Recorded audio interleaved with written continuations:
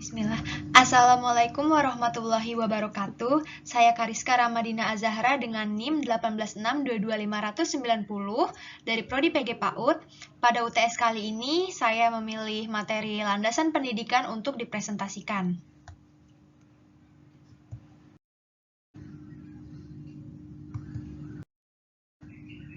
Dimulai dari pengertian landasan pendidikan. Secara leksikal, landasan berarti tumpuan, dasar, atau alas. Karena itu, landasan merupakan tempat bertumpu atau titik tolak atau dasar pijakan.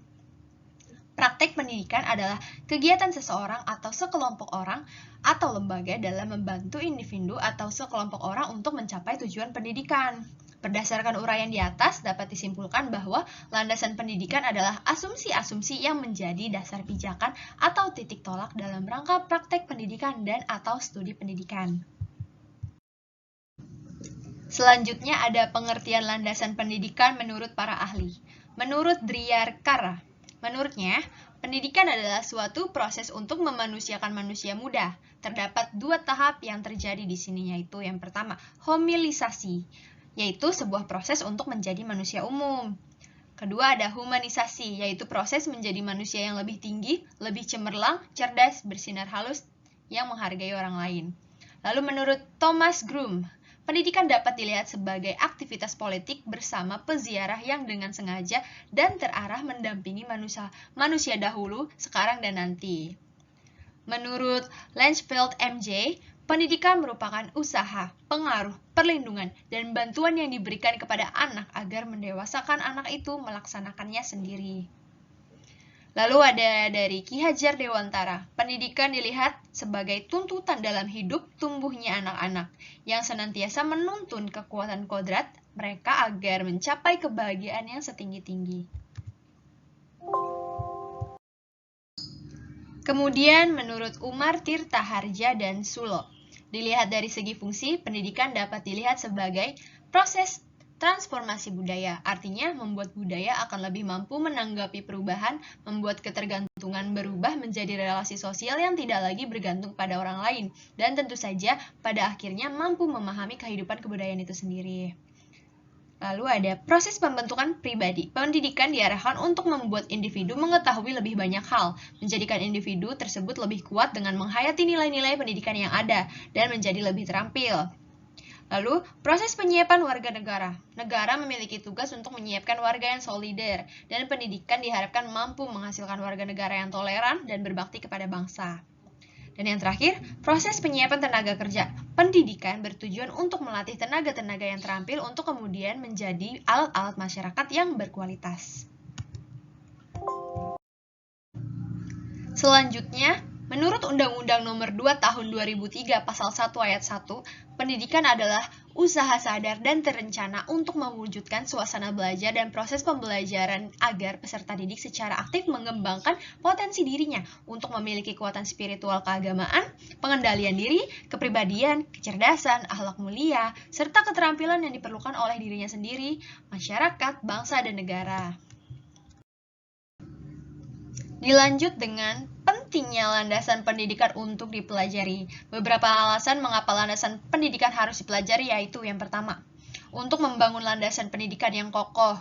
Kedua, sebagai tolak ukuran atau dasar dalam studi pendidikan. Ketiga, untuk mencapai tujuan pendidikan nasional.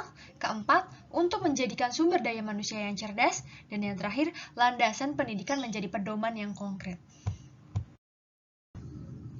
Selanjutnya, fungsi landasan pendidikan. Yang pertama itu sebagai pijakan utama yang kokoh dan adil untuk memastikan keadilan pendidikan seperti dalam landasan hukum pendidikan. Lalu yang kedua, barometer utama untuk memastikan kualitas pendidikan yang terarah sesuai dengan kebutuhan dan tujuannya. Ketiga, landasan perlindungan hukum untuk menjaga keadilan dan kemerataan pendidikan. Dan yang terakhir, perlindungan fungsi pendidikan pada pakemnya agar tidak disalahgunakan untuk hal yang buruk. Kemudian ada jenis-jenis landasan pendidikan. Yang pertama, landasan religius. Landasan religius yaitu asumsi-asumsi yang bersumber dari religi atau agama yang menjadi titik tolak dalam rangka praktek pendidikan dan atau studi pendidikan. Lalu yang kedua adalah landasan filosofis. Landasan filosofis yaitu asumsi-asumsi yang bersumber dari filsafat yang menjadi titik tolak dalam rangka praktek pendidikan atau studi pendidikan. Lalu ada landasan ilmiah pendidikan. Landasan ilmiah yaitu asumsi-asumsi yang bersumber dari berbagai cabang atau disiplin ilmu yang menjadi titik tolak dalam rangka praktek pendidikan atau studi pendidikan. Dan yang terakhir adalah landasan yuridis. Landasan yuridis atau yang biasa disebut hukum pendidikan yaitu asumsi-asumsi yang bersumber dari peraturan perundang-undangan yang berlaku yang menjadi titik tolak dalam rangka praktek pendidikan dan atau studi pendidikan. Selanjutnya ada ruang lingkup landasan pendidikan. Yang pertama, landasan filosofis. Landasan filosofis merupakan titik permulaan dalam proses pendidikan dan menjadi titik tolak akan arah dan tujuan dalam pendidikan, terutama ketika menentukan aspek tujuan-tujuan dalam pendidikan.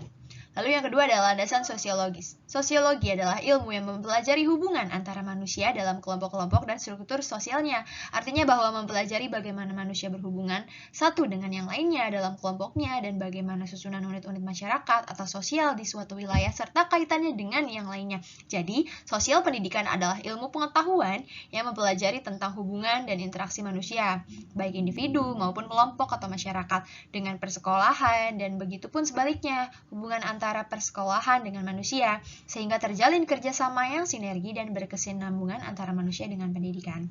Lalu yang ketiga adalah landasan kultural. Yang dimaksud adalah landasan pendidikan kultural ini berangkat dari asumsi yang mengatakan bahwa ada keterkaitan antara kebudayaan dengan pendidikan.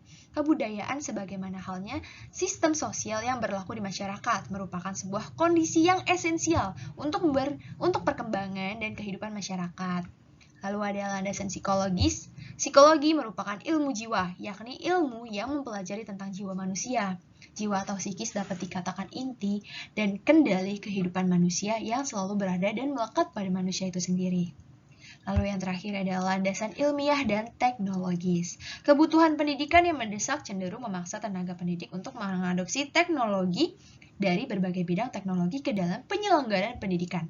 Pendidikan yang berkaitan erat dengan proses penyaluran pengetahuan haruslah mendapat perhatian yang proporsional dalam bahan ajaran. Dengan demikian, pendidikan bukan hanya berperan dalam pewarisan iptek, tetapi juga untuk ikut menyiapkan manusia yang sadar iptek dan calon pakar iptek itu. Selanjutnya, pendidikan akan dapat mewujudkan fungsinya dalam pelestarian dan pengembangan iptek tersebut.